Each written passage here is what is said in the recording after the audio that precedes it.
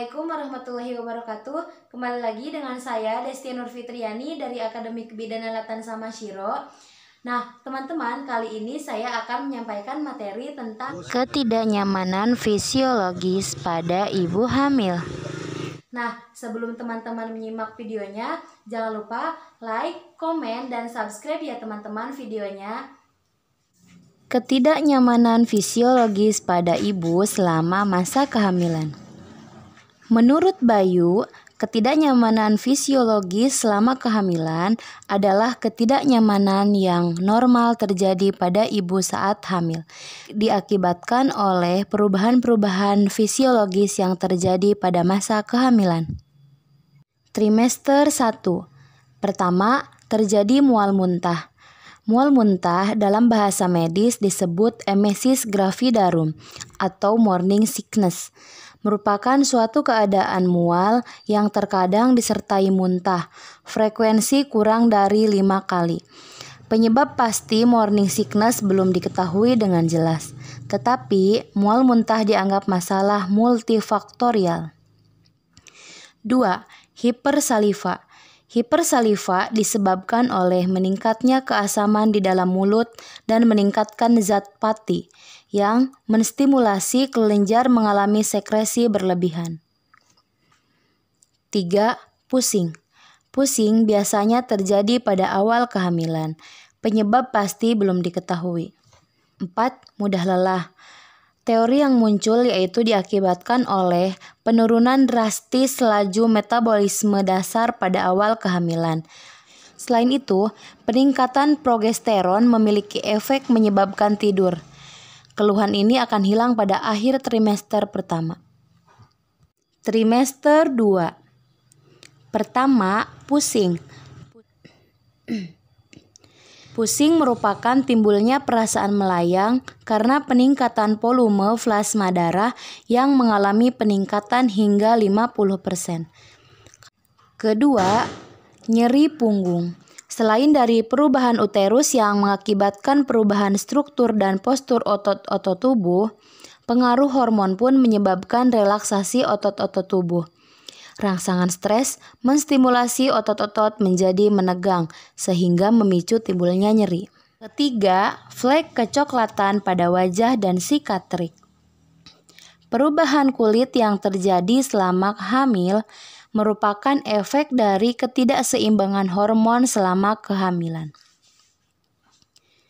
Keempat, konstipasi. Peningkatan progesteron yang mempengaruhi kerja otot-otot polos tubuh mengakibatkan melambatnya gerakan peristaltik esofagus dan motilitas usus, sehingga proses pencernaan melambat. Kelima, penambahan berat badan. Penambahan berat badan terjadi karena bertambahnya komposisi uterus, berkembangnya plasenta, janin, dan cairan ketuban. Selain itu, penambahan berat badan diakibatkan karena bertambahnya jumlah volume darah, peningkatan retensi cairan, serta produksi lemak selama kehamilan. Penambahan berat badan selama kehamilan ditentukan dengan menggunakan rumus indeks massa tubuh atau IMT. Keenam, pergerakan janin. Pergerakan janin atau quickening yaitu keadaan di mana ibu merasakan gerakan janin pertama kali pada masa kehamilannya. Seorang ibu multigravida biasanya mulai merasakan pergerakan janin pertama kali pada usia 16-18 minggu kehamilan. Sedangkan pada primigravida, pergerakan mulai dirasakan pada usia ke-18 hingga 20 minggu kehamilan. Akan tetapi, beberapa studi menyatakan bahwa sebagian ibu merasakan pergerakan janin selama 20 minggu usia kehamilan atau lebih. Trimester 3. Pertama, sering berkemih. Menjelang akhir kehamilan pada nulipara, presentasi terendah sering ditemukan janin yang memasuki pintu atas panggul, sehingga menyebabkan dasar kandung kemih terdorong ke depan dan ke atas. mengubah permukaan yang semula convex menjadi konkav akibat tekanan. Maka, ibu pada kehamilan lanjut atau trimester 3 akan mengalami sering berkemih. Kedua, varises dan wasir. Kelemahan katopena pada kehamilan karena tingginya kadar hormon progesteron dan estrogen, sehingga aliran darah balik menuju jantung melemah dan vena dipaksa bekerja lebih keras untuk dapat memompa darah. Karenanya, varises pena banyak terjadi pada tungkai, pulpa, dan rektum. Hemoroid sering didahului oleh konstipasi. Oleh karena itu, penyebab konstipasi berpotensi menyebabkan hemoroid. Ketika massa dari rektum akan dikeluarkan, tekanan lebih besar sehingga terjadi hemoroid. Penekanan dapat terjadi pada vena bagian dalam atau vena bagian luar rektum. 3. Sesak napas. Keluhan sesak napas juga dapat terjadi karena adanya perubahan pada volume paru yang terjadi akibat perubahan anatomis toraks selama kehamilan. Dengan semakin bertambahnya usia kehamilan, pembesaran uterus akan semakin mempengaruhi keadaan diafragma, sehingga terdorong ke atas sekitar 4 cm disertai pergeseran atas tulang iga, sehingga ibu mengalami sesak napas. Keempat, bengkak dan kram pada kaki.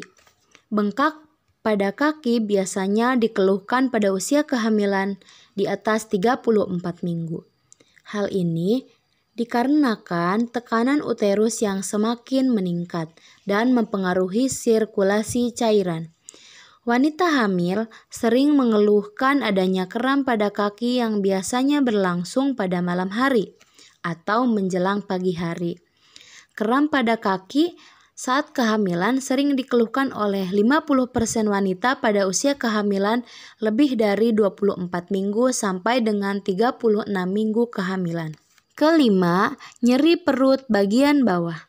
Secara normal, nyeri perut bagian bawah dapat disebabkan oleh muntah yang berlebihan dan konstipasi atau sulit buang air besar yang dialami oleh sebagian besar ibu dalam kehamilannya.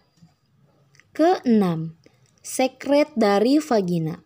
Keputihan terjadi pada ibu hamil akibat pengaruh hormon estrogen. Hal ini bisa dirasakan setiap saat, merupakan hal yang fisiologis karena pengaruh estrogen. Ketujuh, kontraksi Braxton-Hicks. Kontraksi Braxton-Hicks terjadi pada trimester 3. Kontraksi ini muncul tanpa adanya diduga dan menyebar dengan tanpa adanya ritmi. Intensitas kontraksi Braxton-Hicks bervariasi antara sekitar 5 dan 25 mmHg.